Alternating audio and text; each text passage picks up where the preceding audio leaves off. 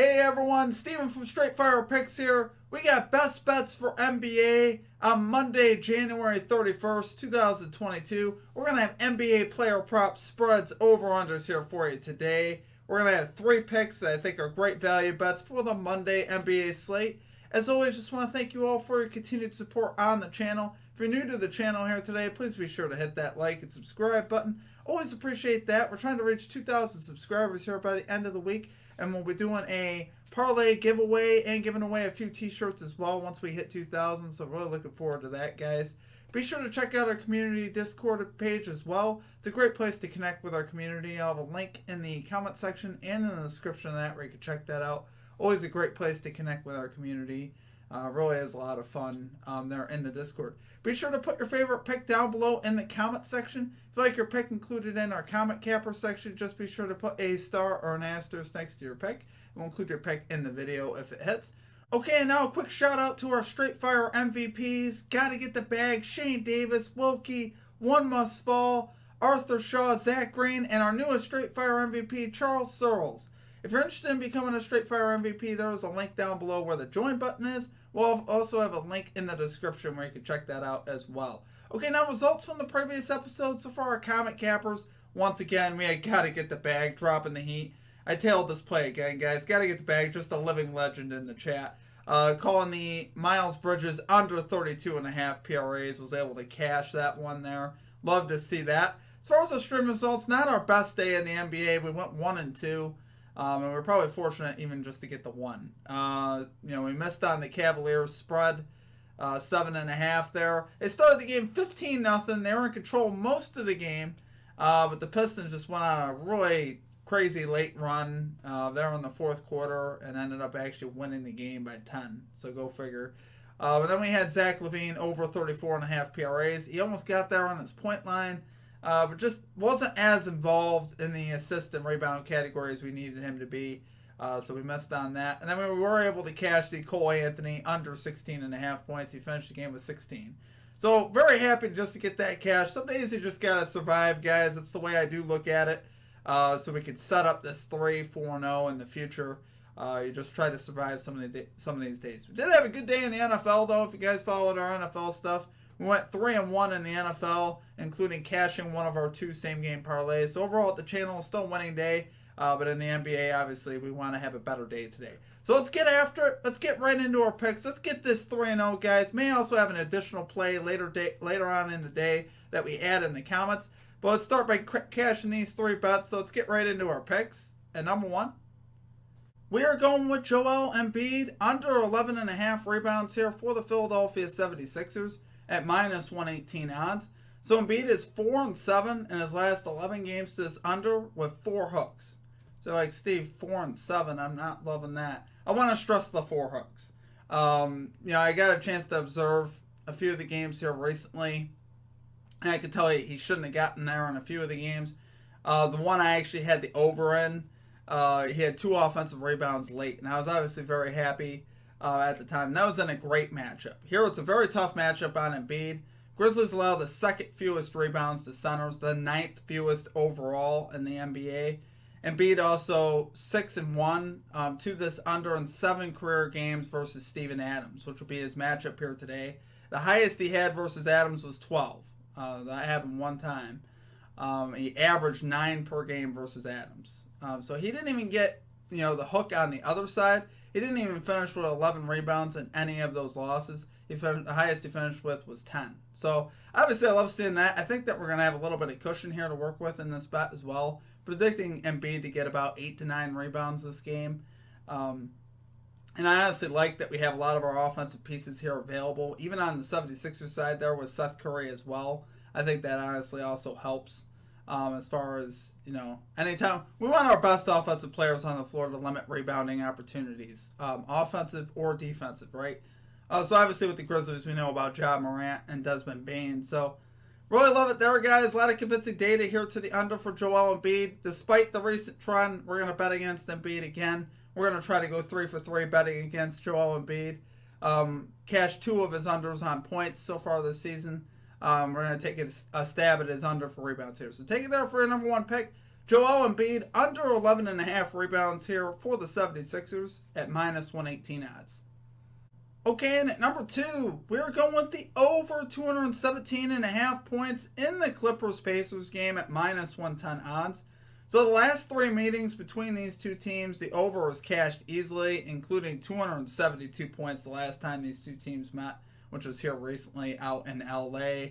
139 to 133 in that game. So I don't think there'll be quite that many points, but obviously I do love the overlook here. These teams about average in pace combined. Clippers are 14th in pace. Pacers are 20th in pace. So that averages out to be about average, which I'm okay with there. Pacers 27th in home defensive efficiency. Clippers are 7th in road defensive efficiency. So obviously the Pacers don't play great defense at home, and they tend to score the ball better at home as well. And I've seen some better things here from the Clippers offense. We saw them post 115 points there in Charlotte. Versus a Charlotte team that had honestly been playing better defense lately. Watched the Clippers put up 115, so I like seeing that. On the season, by the numbers, the Pacers score 111.4 points per game at home. The Clippers score 105.4 points per game on the road. Pacers allow 111.1 points per game at home. Clippers allow 106.7 points per game on the road. Now, if you average this out, this line actually comes out to be pretty sharp, right around 217 there. So, obviously, that's about the average for an NBA game as far as your over-under goes. But like I said, I love the recent history here. I love the fact that this game is also in Indiana. Like I said, Indiana's offense usually gets a boost at home, which we like to see that. They're 9th in offensive efficiency at home. Clippers 25th on the road in offensive efficiency. Like I said, they've been better in the last 3 games. They're 18th in offensive efficiency. So I've seen them play better offense here recently. We saw that big comeback there in Washington on the road, and we saw them post 115 in Charlotte. So obviously they're starting to get a little bit more rhythm on the offensive side. They're finally starting to get used to one another. A little bit better chemistry. We're seeing Reggie Jackson step up more. We're seeing Kennard step up more. Which I love to see that. Especially we'd love to see them just raining in threes in this game. We're going to need probably a few of them. So, honestly, I love it there, guys. Love the history. Love the fact it's in Indiana. That's an inside joke here at the channel. You guys will probably get it. Home games for Indiana. But I love it there, guys, for our number 2 pick. Over 217 points in the Clippers-Pacers game at minus 110 odds. Okay, and finally at number 3, we're rolling with Fred VanVleet over 6.5 assists here for the Toronto Raptors at minus 131 odds here on PointsBet. Make sure you odds shop on this one. This one was a little bit weird as far as looking at different books. But I did see a lot of books having this around minus 140, which I think is still fine. FanDuel's got it at minus 140. DraftKings, I believe, minus 140. MGM minus 145. So, that's about where this is hovering, but I still think you're actually getting great value on this. VanVleet has cashed this line in 6 of his last 7 games, so we love seeing that.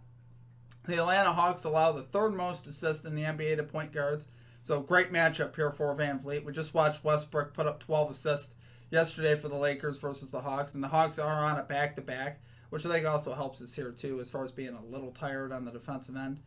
VanVleet has cashed this in 2 of his last 4 games versus the Hawks. But, in 3 of those games, Kyle Lowry was playing. So, obviously, a totally different dynamic here for the Raptors and VanVleet. He is now their primary point guard, which, obviously, with Lowry, that was not the case. There'll be a lot of opportunities here for VanVleet. He averages 40 minutes a game. Here in the month of January, so we love seeing that. He puts up a lot of minutes. He's 11th in the NBA in potential assists at 14 a game, and he has an adjusted assist line of 8.5, which that's honestly pretty good. I love seeing that. That means that's what he should be getting. That's what he should be averaging.